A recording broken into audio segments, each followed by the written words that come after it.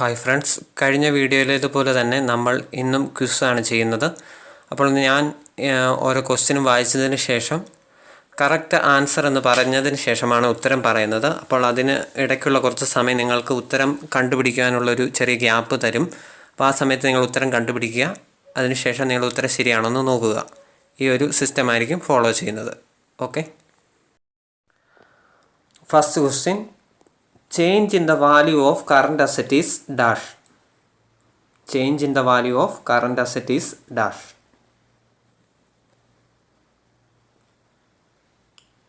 Correct answer option D, fluctuation. Next question. Indirect expense is a part of dash. Indirect expense is a part of dash.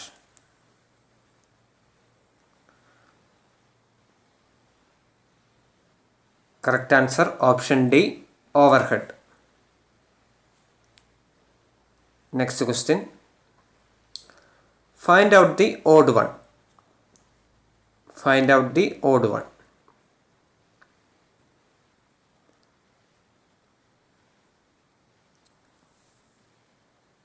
Correct answer option D, cash. കാരണം ബാക്കിയുള്ളതെല്ലാം fixed അസറ്റാണ്. Cash current അസറ്റിന് ഉദാഹരണമാണ്. Next question.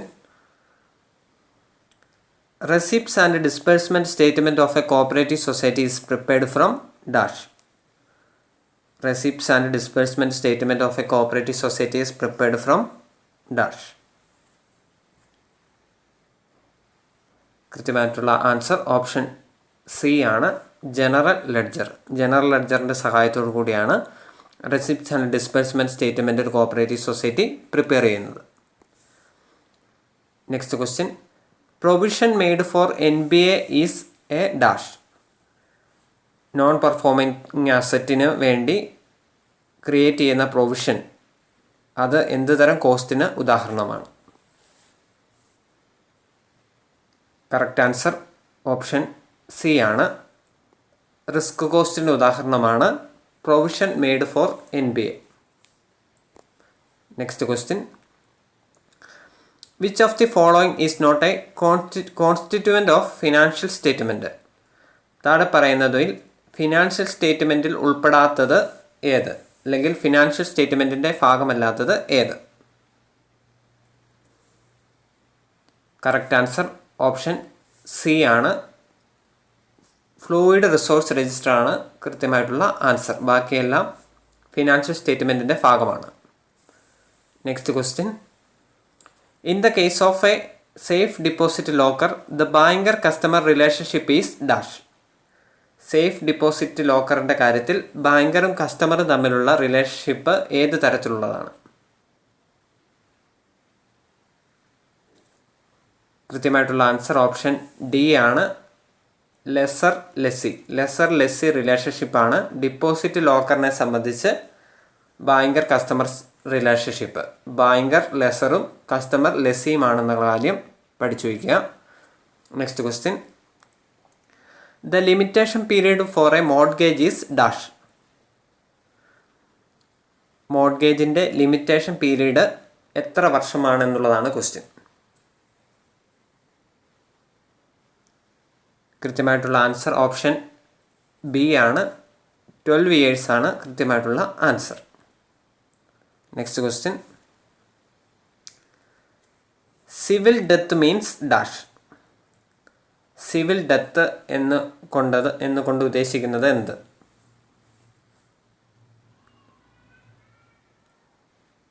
Civil death means കൃത്യമായിട്ടുള്ള answer option B ആണ്, the party is absent continuously for 7 years and whereabouts are not non.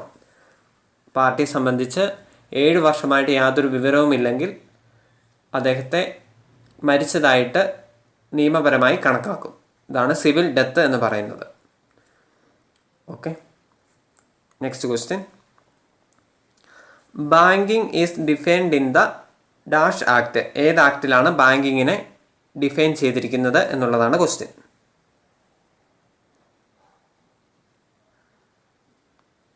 Correct answer option C ആണ്. Banking regulation ആക്ടിലാണ് ബാങ്കിങ്ങിനെ ഡിഫൈൻ ചെയ്തിരിക്കുന്നത്. Next question, dash regulate the money circulation in India.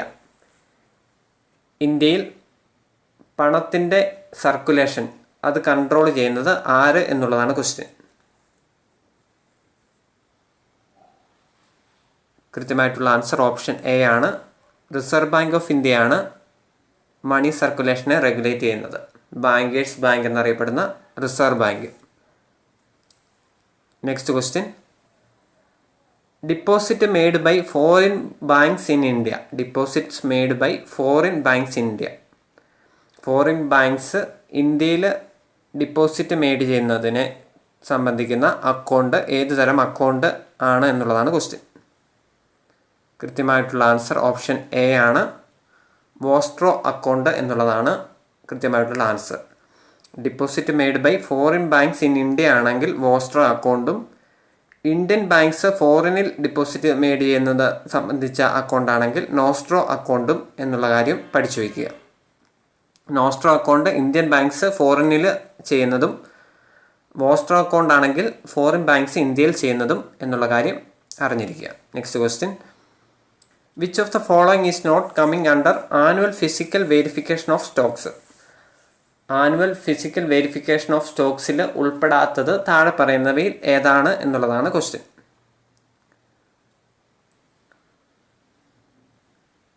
കൃത്യമായിട്ടുള്ള answer option A ആണ്. Land. Land annual physical verification of സ്റ്റോക്കിൽ ഉൾപ്പെടാത്ത ഒരു അസറ്റാണ്. എന്നാൽ മറ്റുള്ളത് എല്ലാം ആനുവൽ ഫിസിക്കൽ വെരിഫിക്കേഷൻ ഓഫ് സ്റ്റോക്സിൽ ഉൾപ്പെടുന്നതും ആണ് എന്നുള്ള കാര്യം അറിയുക.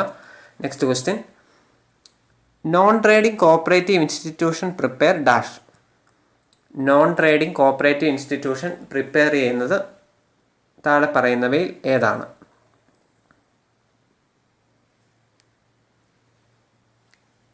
കൃത്യമായിട്ടുള്ള ആൻസർ ഓപ്ഷൻ ബി ആണ്. ഇൻകം ആൻഡ് എക്സ്പെൻഡിച്ചർ അക്കൗണ്ടും ബാലൻസ് ഷീറ്റുമാണ് non trading cooperative institution prepare ചെയ്യുന്നത്.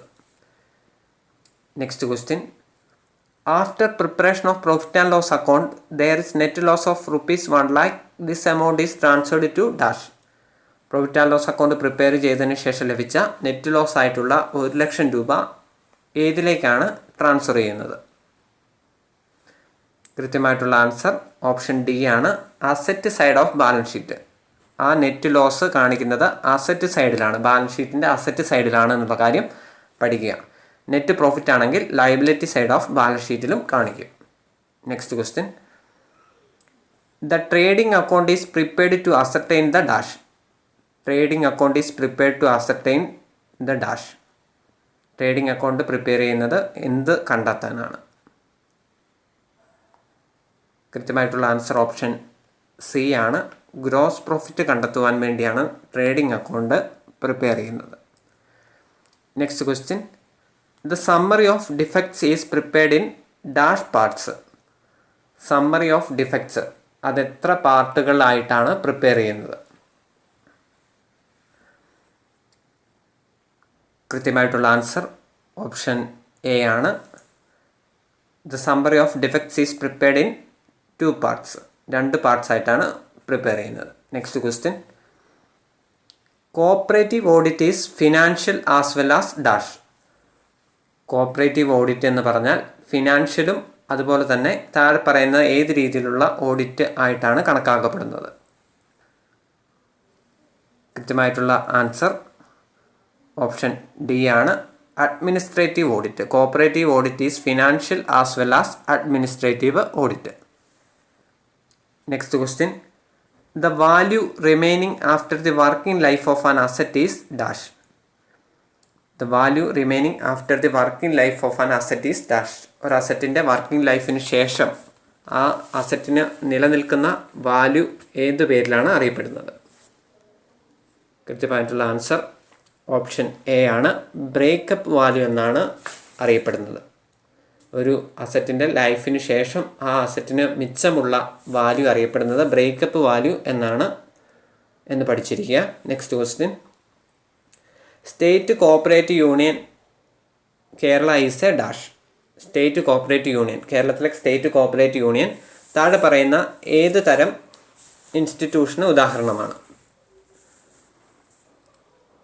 കൃത്യമായിട്ടുള്ള ആൻസർ ഓപ്ഷൻ ബി ആണ്, സ്റ്റാറ്റ്യൂട്ടറി ബോഡി. അപ്പോൾ കൂട്ടുകാരെ, നിങ്ങൾക്ക് എത്ര മാർക്ക് കിട്ടി എന്നുള്ള കാര്യം കമൻറ്റ് ചെയ്യാൻ മറക്കരുത്. എല്ലാവർക്കും നല്ലൊരു ദിവസം ആശംസിക്കുന്നു. Thank you.